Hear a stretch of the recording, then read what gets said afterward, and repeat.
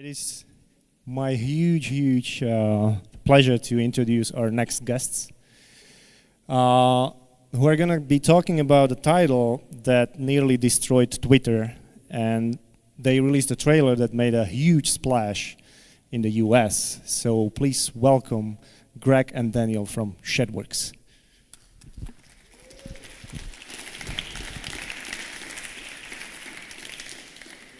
Hello. Oh, yeah, I'll take the clicker. Okay, so we're going to have two separate talks. I'm going to talk about sand in my eyes, or trying to make a 3D game look 2D. So the first thing I'll do is show you what I mean by showing you the trailer for our game that we showed at E3 this year. So if we can go to the video of that, and then you can kind of get a bit of context for the things that I'm going to start to talk about.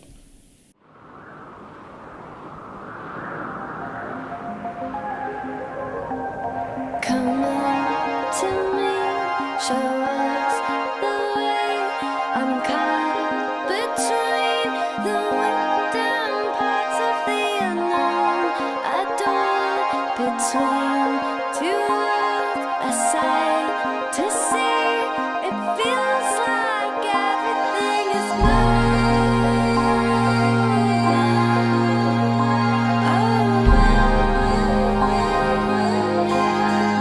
Feels like it is moving in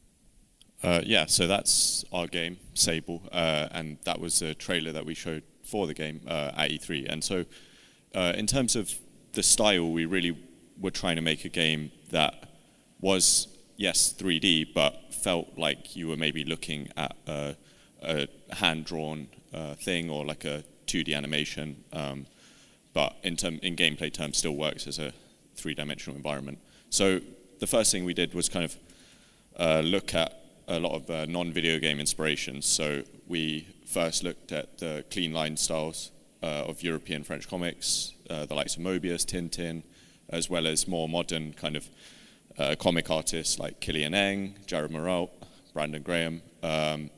And we kind of looked at how all these artists treat like lines and density, and kind of the kind of how they deal with distance in their work, and just color and tone as well.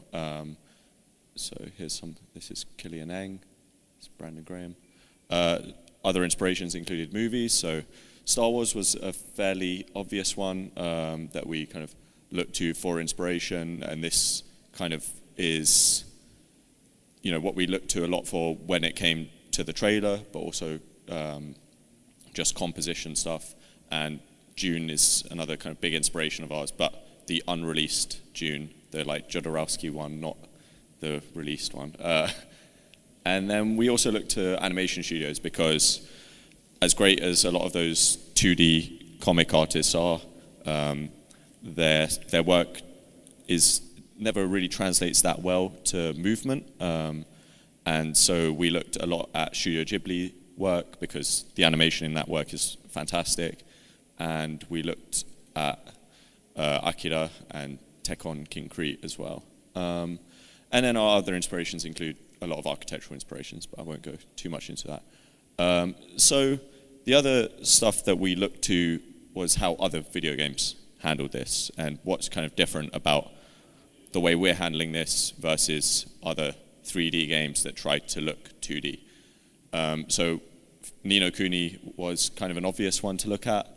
They kind of have these, like the outlines on the characters, and then they leave the background environments kind of without outlines. They're almost quite painterly, and that is very reminiscent of just like how they handle their kind of cells in general, and how they animate things in the foreground and then use like traditional animation techniques in the background. And this was how they approached it in this video game. Basically, they used very traditional game techniques for the rendering techniques for the background, just standard textures, like hand-painted textures, alongside current shading techniques. And then for the characters, they would use toon-lit characters with outlines. So the characters really kind of pop in the foreground, and it's quite a straightforward technique in terms of being able to read depth, and it solves a lot of problems using this technique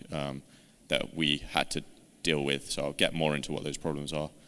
Other ways of doing kind of 3D games that maybe try and emulate a 2D look. This is a game called Trackless. Every kind of object is flat. So it's just built up with a bunch of flat planes. And basically all of these characters here, they turn to face you. Nothing has a kind of depth. And so you're kind of walking around this environment and everything is just billboarding towards the main character. So that's another way that you can handle this kind of outlines on everything technique. But you do get issues here with line weights, so you can kind of see some of the inconsistencies with line weights. When you walk up to characters, the lines get very thick or thin when you're quite far away. But it's still quite a striking style, but it's not animated in particular, and we wanted to do something that kind of had a real sense of movement. Other games, Okami. So this is a game from the PS2 era, and basically they just have these really thick, painterly lines. It's really nice. It moves really nice. You get a nice sense of depth here with kind of fog and stuff like that. But we wanted to do something with much thinner lines, and I think there's something about this that also just kind of looks quite 3D in motion, and we wanted to do something that looked really 2D in motion. And then the kind of best example of making a 3D game look really 2D is Guilty Gear XRD or Dragon Ball FighterZ. And they have a very similar thing to the Ni no Kuni stuff, where they have like a really outlined kind of main character, and then the backgrounds are all this kind of more traditional painterly style. But what they have, which is a massive advantage over a game like Ni no Kuni, is a fixed camera. So when you're playing a fighting game, the camera is always from one side, and they occasionally do things where they swing the camera around, but those are really controlled camera movements, and so they can kind of the way that they animate and light the character can be controlled frame by frame, and so they start to use techniques like limited frame animation rather than 3D interpolation, which is what the like Ni no Kuni and Okami use traditional 3D animation techniques. And so the games end up looking quite 3D, and they have a free camera. So again, they look quite 3D when in movement. But this game really looks 2D. They do lots of like squashing and stretching with the animations.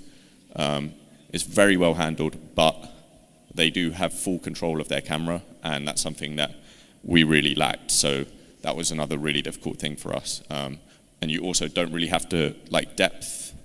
Again, they have a lot of problems solved with depth when it comes to the backgrounds because of the painterly style, but also the combat occurs on kind of one layer, and so it resolves a lot of those issues for them there. So coming back to our style, the lines that we use are really important because we have really flat colors and flat shading, so we need them to distinguish between objects that have similar or the same colors. They add detail to the objects, so they look better. And it means we can have a controlled color palette with no kind of color gradients on particular objects or shading on objects, which means that we just get really consistent look with the color palette, and I think it means that we can do a lot with that. So here's kind of an example of a scene in our game, in our trailer. You might have seen it with no lines. And so we have some stuff in the textures here, but you lose a lot of detail over here where you have no line work, you lose a lot of rigor, you completely lose the detail up here. except for these pink bits, but they're not supposed to actually be pink. And here you have literally no detail whatsoever. So as soon as you add lines to that, the scene is kind of transformed and it looks totally different. And I think it looks better. It adds a lot of depth to the scene. It means you can start reading the rigor of the structure here. You can start reading what's going on here. And actually there's quite a lot of structure up here that you really can't see in this scene. And that's really important. Here's what it kind of looked like with our palette thrown on top. And this is a gradient that we've put on top, but I'll get more into that in a moment, and why we've done that. So one of the big problems we face is a lack of depth perception. So you can see here, this is a scene of the desert on a hover bike that I took, a screenshot, sorry, and this is without lines. You can see basically nothing. You can't read anything about the scene. It's quite hard to look at. This is it with lines. So obviously this is improved. We're drawing on the surface of the sand, so you can kind of see in the foreground you're getting details that are much bigger and they get smaller. That's how perspective works. But you still get, it's quite difficult to read up here what is kind of in the foreground and what's in the background, and that's it. It's maybe in a screenshot when you look at it you can read that a bit better, but in motion, in a 3D, with a 3D camera, it can get quite difficult. So the way we handle that at the moment is we use fog. So we add this kind of gradient of color into the distance, and you can start to read, right, how far are these things from the character? And that's really important for our game. It's really important for the gameplay, because the game is basically about driving around in a desert, seeing something that you are interested in the distance, and driving out to it.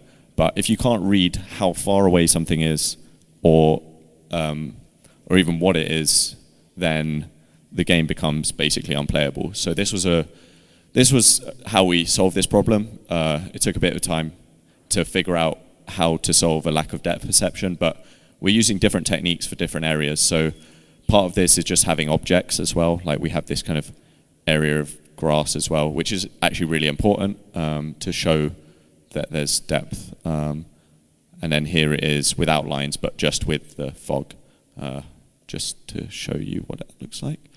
So this is that scene that you saw before. Again, this has no fog on it, but also the other thing it doesn't have is in the foreground when you're on foot, is it has no texture on the ground. So the character is kind of floating. And this again is something that we solve by drawing on these surfaces. So here's this scene with fog, and here it is with the texture drawn on, and you kind of see it really starts to ground the character. Again, these are really kind of small details, but they're really important, and they were things that took us a bit of time to kind of get looking right. And here's another example shot. So this is in a more narrow, smaller environment. So this is without fog, and this is without any drawing on the floor. And in 3D, this would be an impossible space to read. This could be a wall, or it could be, it's just very hard to read. The other thing we do in internal or smaller environments is we bring the fog in much tighter to the character. So the distances here are totally different from the distances here. And so here the fog starts maybe 100, 150 meters away from the character, and here it starts maybe 40 or so. And then the other thing we add is like these kind of lines that give you perspective, basically. They're really important to have, like grid-like rigor is really important to have on surfaces to make the art readable. And then here's the same shot but with fog and the lines, and it becomes much more readable than this, because again, this one you get a sense of the depth, but you can't read where this character is exactly. They're just kind of floating. And yeah, the other ones were missing textures on these walls, which again is really important for reading what exactly are these things. Like here, it just looks like a weird graphical glitch, whereas here it's much more readable. So these are some of the other problems that we encountered: a freeform camera versus a fixed camera. So that's what I was talking about with Dragon Ball Z. It has a kind of fixed camera, makes it much easier for them to control. So one of the things is camera movements are just 3-dimensional. We can't change this. We have to just accept that that's how our camera moves. So one of the things we do to remedy this is limit the frames on the character animations, so we don't interpolate them. And this gives the effect of hand-drawn animation. It kind of introduces like a kind of flaw of 2D hand animation, which is a product of just not having the resources to maybe draw every single frame at 30 frames per second. But you know, it introduces an element of stylization, which we think is really cool and exciting, and something that we want to introduce to our 3D game. And the other thing is not running the game at 60 or 90 frames per second actually really helps us make the game look 2D, or look like an animation instead of a 3D video game, because it just basically means that if you have like a 60 FPS camera, it starts to look a bit like when like The Simpsons had added had a scene in 3D or something, like when they do it kind of as a joke, and it kind of looks a bit sickening. Whereas without that, it looks much nicer, I think. And the other problems that we have to solve is like making objects look good in this style, look good outlined. And one of the big things is that some of the objects, if they have like curves, can be really difficult to know. So we kind of put all the lines in by hand, and it can be really difficult to know where to put those lines because of the way we do it. And so you have to be quite picky about how you design your objects exactly. So that's really important for the style. And textures should be relatively simple, because when you start to get quite high detail complex things from quite far away, because of the amount of lines we're introducing to the scene, it can become really ugly really quickly, basically. It just looks like hatching, and you start to get in motion, especially, you start to get a lot of like flickering. So we try to avoid that by keeping objects relatively simple, which is really good for production as well, especially when there's just two of us kind of on the core development team. And that kind of ties in with the workflow. So the workflow is quite unique. It took a while to work out, and we're still working it out. And it's much simpler in some places. Like the models can be quite simple and basic. Textures don't need to be extremely detailed.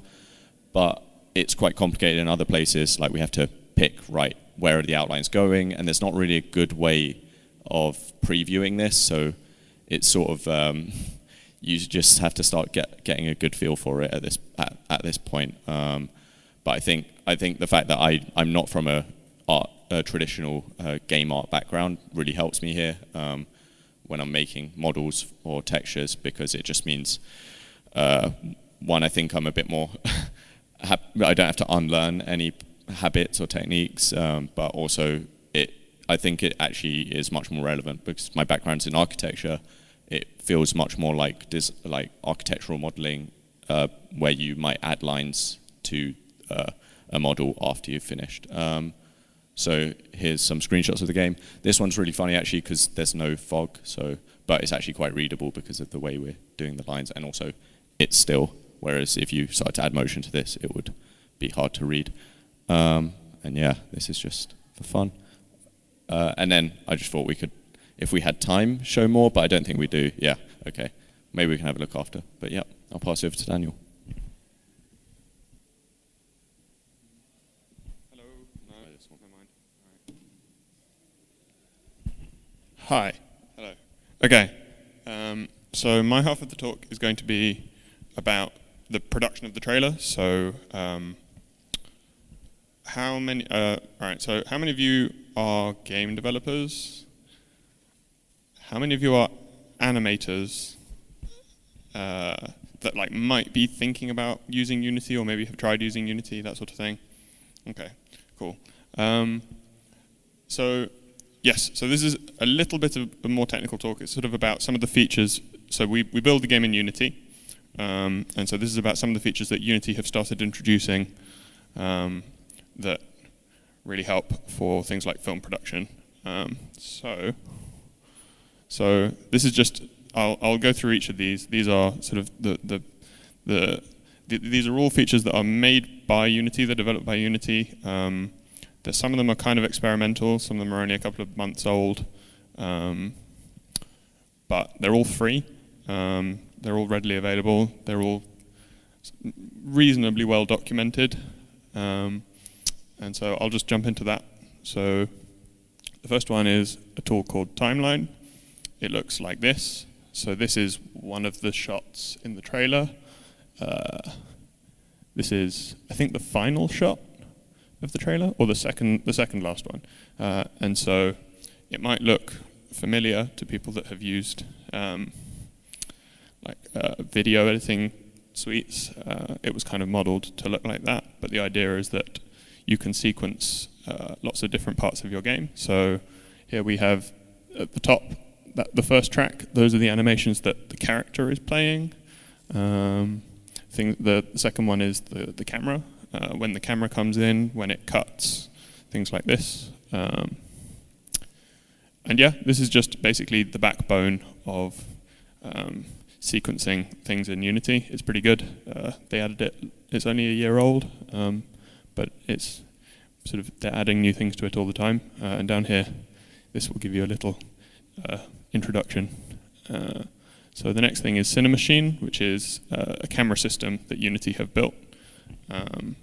It works for cutscenes, it works for gameplay, so cameras that the player can control, cameras that you can control as the designer. The guy who built it, he's a bit of a camera nerd, and so he thinks about game cameras in terms of lenses and in terms of sort of a cameraman holding something and the sort of range of movement that gives you. And I think it really helps for designers and people that haven't necessarily, built camera systems themselves. We all have an internal understanding of cameras because we've all watched lots of films, and so that makes this tool quite intuitive to use. And so later on, I've sort of recorded a little session of me making a shot, so I can kind of demonstrate how it works. So we'll get back around to it. The next thing is the game object recorder. This is a screenshot from the Unity documentation. It's kind of buggy.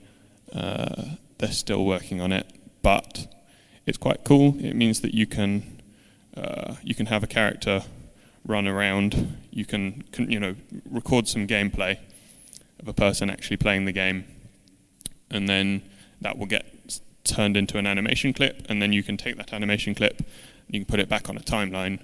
So then I'll give you a demonstration of this later. And so the final one is the Unity recorder. This is what we use to actually render out the screen into video formats, WebM or MP4.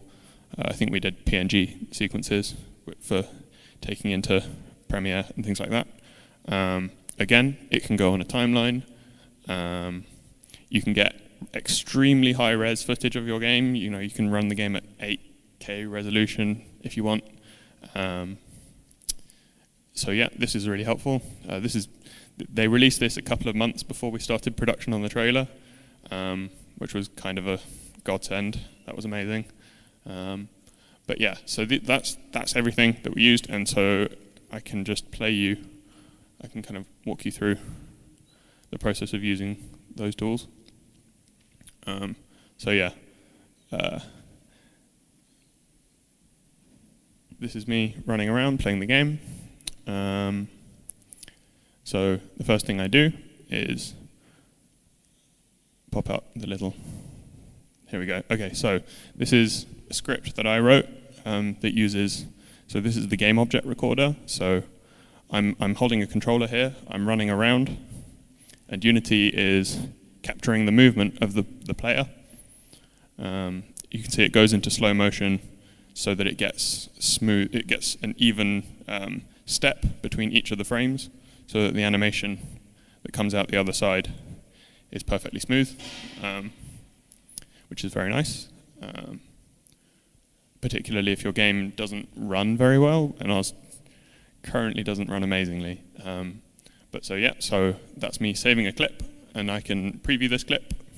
So here I'm not controlling it, this is just playing back the recording of my gameplay, and so yeah, that looks good. So I'll save that out.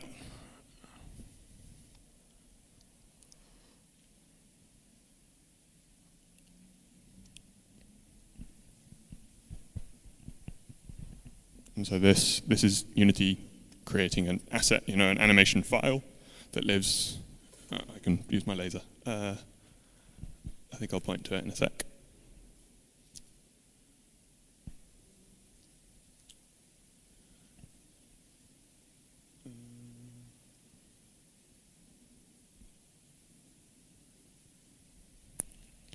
Unity is being slow.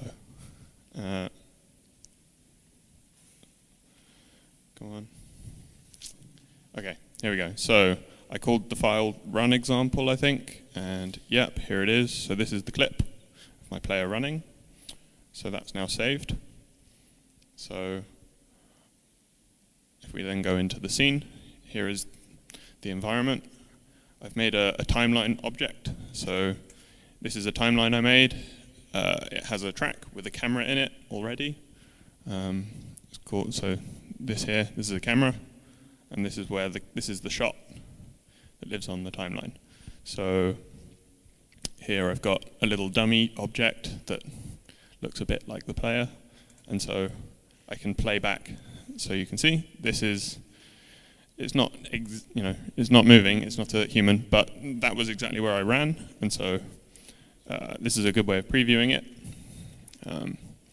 And so these are the controls for the Cinemachine camera, but you don't have to use. So it's got lots and lots of numbers that you can fiddle with, but there is a slightly more intuitive way of doing it, which is, so you can see here we're moving the camera around in space, and it's being told to look at a specific object, and it will keep it in frame, which is super helpful.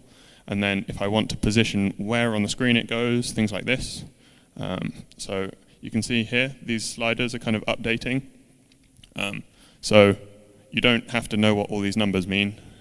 You can kind of use these on-screen controls to set up your shots. You can use cinematic rules. You can specify, I need it to be in thirds, or I need it to be track something smoothly and then come to a stop gradually, things like this. But yeah, so I've just kind of very quickly done some placement, and then what am I doing here? Oh yeah, so now I can test it at runtime. I can have a look, see what it looks like in game.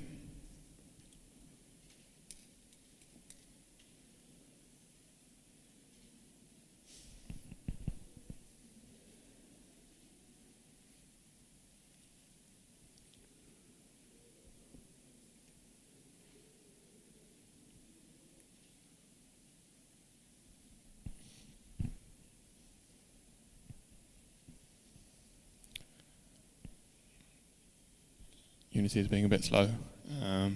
It's loading in some sand dunes in the background. But yeah, one's popping in there. Okay, that looked okay. That looked like a proper shot. Yeah, okay, that looks good. So now that we've got this, the next step is to use the Unity recorder, which is so we're happy with the shot, and now we want to render it out into a video file.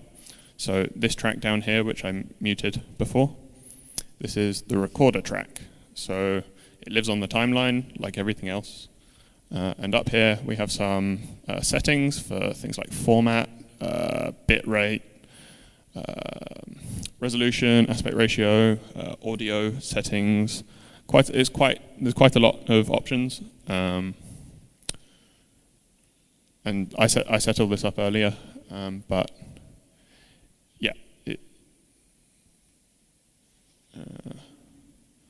So here we're specifying what portion of the timeline we want to record.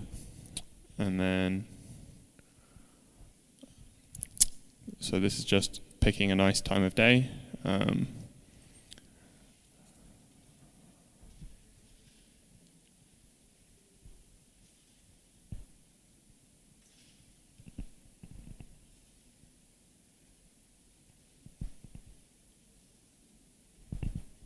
Okay, that looks nice.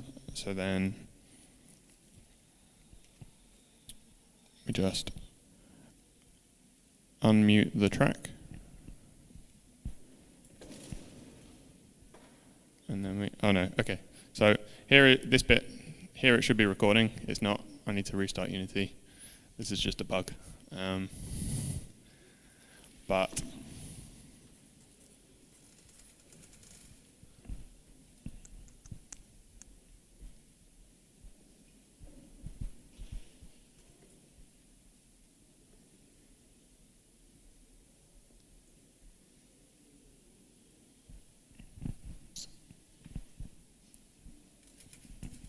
I didn't think there would be so much silence. Yeah, so when we're not playing, when we're not running the game, then these are all exposed and you can change them to whatever you want. So then, yeah, run the game.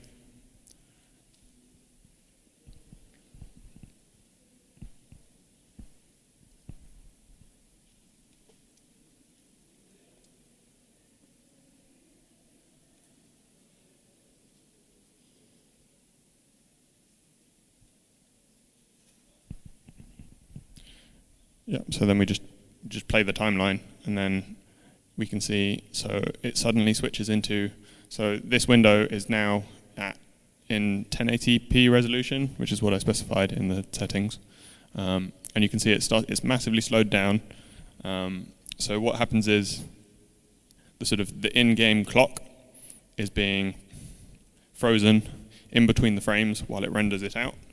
And so this means that like recording video while the game is running is quite intensive.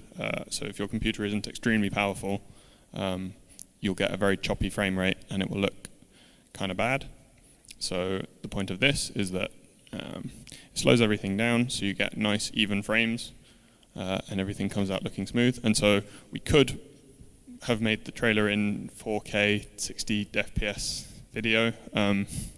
We chose not to because we didn't want to make any promises for the final game, but for something like film, for film production, this is extremely handy. You know, you can render out 8K 60 FPS footage of your scene. It takes a little bit of time, obviously, but yes, it's a super cool tool. Yeah, and so this is it. How long is this? This is like probably only 3 seconds of video, but it doesn't take that long.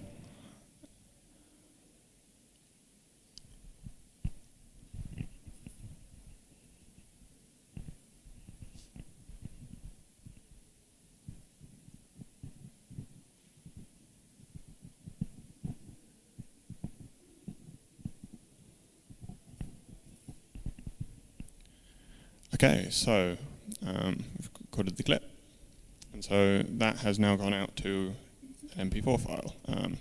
So here it is. This is what we just shot. It's in 1080p. It's kind of weird. There's some, like, the dunes were popping in the background. Some of the shadows looked a bit funny. But the point was that it didn't take us, that took 10 minutes to sort of, you know, we had an idea for a shot, just like acted it out, positioned a camera, just had a play around. I'm not a cinematographer. I didn't put much thought into it, but you know, if you put an extra 10 minutes of thought in, I'm sure it would look a lot nicer. But the point here is that then all of this is saved. The timeline is saved inside the Unity project. Like that shot will do for a first cut. And then if we want to maybe change the time of day for a different lighting setup, or we need a different camera, or we want to maybe do like a reverse shot so that we can get some continuity. We could just go back and set up a couple more cameras and just render it out again. The rendering bit only took like a couple of minutes, and so the round trip time, if you like, is super quick. That's something that Unity are really pushing. Is just this is a way to do animation and film that's much faster than a lot of traditional software. And so yeah, that's it. That's how we did it. I hope that was informative. And yeah, if anyone has any questions, technical questions, or any questions, yeah, feel free to ask.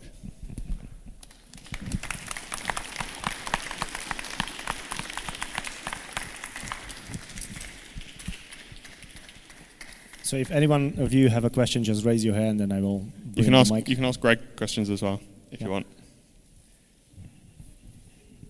You don't have to. Yeah. Hi, thank you. Maybe you mentioned it, but my question is, do you already have the trailer for this movie? Yes, so you probably missed it. Greg played the trailer at the beginning of his one. Is it possible to play it again? Yeah, we can do. Yeah, that's it. Thank you. Yeah, so that was all done in Unity with using all these techniques that we've been talking about. Yeah? It's all real time.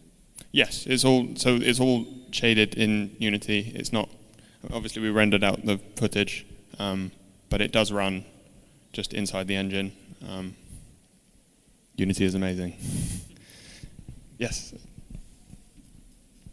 Did you cut it entirely in a Unity, or did you pass it to some editor afterwards? No, so we had a sort of separate timeline for each of the shots. You can cut different cameras, so you can set up several cameras inside Unity, and you can blend between them. Blend between positions. It has you can set up kind of dynamic rules, so you could have a camera pointing at an object, and it has a rule that says, if the object passes behind something, cut to something else because I've lost sight. And so you can kind of set up systems.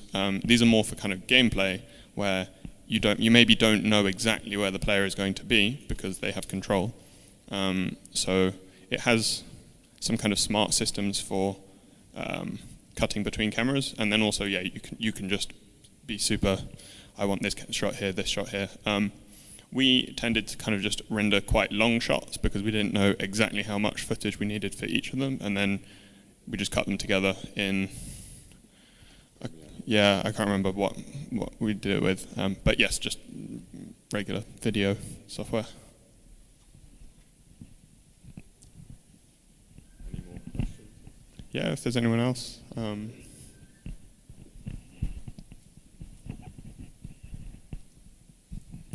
So we saw part of the gameplay and part of how it works. So what sort of gameplay is your goal? Like, what's the main gameplay going to be like, and how are you planning it out? Greg can answer that. So the main gameplay is an exploration game at its core. So it's a game about kind of driving around on a hoverbike. We could probably show some more gameplay footage. We have like a few minutes. Maybe move back a little bit on this, because we're about to get off the hoverbike here. Yeah, here's some gliding. We're just jumping around here. But basically, the core of the game is, you have this kind of open world desert parts, which kind of act as this. It's basically how you navigate the world, and you might see things in the distance and want to go investigate them. You might see a smokestack or a ancient ruin. That's quite fun. Basically you might see something, drive over to it, and you'll be able to then go and investigate it and explore it. This bike is tuned quite fun in a fun way. But so the things you'll do is kind of meet people, learn about them, discover their stories, maybe do things for them, or help them out with things, annoy them, whatever. We have basically the structure will be a series of kind of short stories that we tell throughout this world, just to kind of explore the culture and the place that it is, as well as the people and the main character. So we really want the story to kind of be an exploration of her as a character as well. But you're not doing anything kind of grandiose. There's no combat in the game. You're not saving the world or anything. It's just about being in this world. Kind of way that we sometimes like to think about it is in the first 5 minutes of The Force Awakens, Rey is on Jakku, kind of living this existence, like feeding off the scraps of material that she's selling from fallen spaceships or what have you. But then she goes off and saves the world. Like this game is basically kind of almost what happens if she didn't. Like what if she just lived on this planet and there was kind of like there's not much else. It's just this planet, and but yeah, without the kind of harsh survival mechanics of other open world games, because we kind of feel like if you want a survival game, there are survival games for you, and we want to really focus on making something that feels kind of just makes you feel different things to those sorts of games and has a bit of a different focus. Yeah, this is the game basically. You can kind of see, so we started off on the hover bike, these broad open spaces, and these are kind of good examples of like the more narrow spaces. Here we do like a camera cut, so we want to tell parts of the story through scenes like this where we're cutting the camera almost like a kind of graphic novel or something, just to show particular focus points, or tell bits of the story in ways that you might not be able to with just the kind of base camera. You can actually, here you can kind of see the limited frame animation stuff I was talking about on the character. So the character animation is not smoothed. It's and it's still something that we're working on, but you can kind of see when you really smooth out animation, it stops looking as 2D, and we really want to try and do as much stuff as we can to make this game look 2D, even though it is actually a 3D game in gameplay terms, just because it's kind of fun and it's something that we want to do aesthetically. Is there another question? Yeah, we have one more and then we have to. We can keep playing the footage. So you said you animate on a really low frame rate, but then when you render the trailer out, you kind of render in a high frame rate. So what happens to the animation? So there is a difference between the frame rate of the game and the frame rate of the animation. So the animation here is probably updating every 2 frames, I think. So there'll be 2 in-game frames where the character is in the same pose, and then it will swap on alternate frames. So the whole game is rendering at 30 frames a second, but then that animation is then 15-ish frames, because if we just ran the whole game at 15 frames a second, the camera, so it looks quite good when the character is kind of stuttering, like that's a sort of anime effect, but when the camera stutters, it makes you feel quite sick. So you're saying like the background and the camera stuff is 30 frames per second while the character is still on 50? Yes. Thank you. So yeah, are we done? I think. Yeah, I think we are running out of time. Okay, cool. Thank you, guys.